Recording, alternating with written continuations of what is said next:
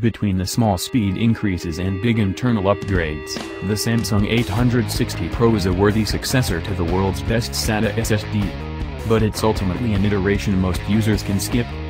Powered by Samsung's latest 64-layer VNAND technology, the 860 Pro series gets a slightly bump up on its 560 MB per second and 530 MB per second sequential read and write speeds.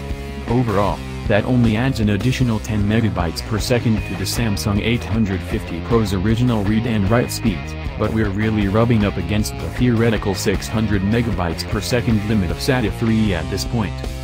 The denser memory structure has also allowed Samsung to introduce a new 4TB capacity version of the 860 Pro. On top of the new 2-bit MLC VNAND architecture, Samsung has integrated a new MJX control to help ensure speed and reliability. As ever, you can expect your data to stay secure with 256-bit hardware-based encryption in self-encrypting drive security technology. Last but not least, Samsung assures us that the 860 Pro will last through the wear and tear of writing 4,800 terabytes of data without fail, 8 times the total bytes written.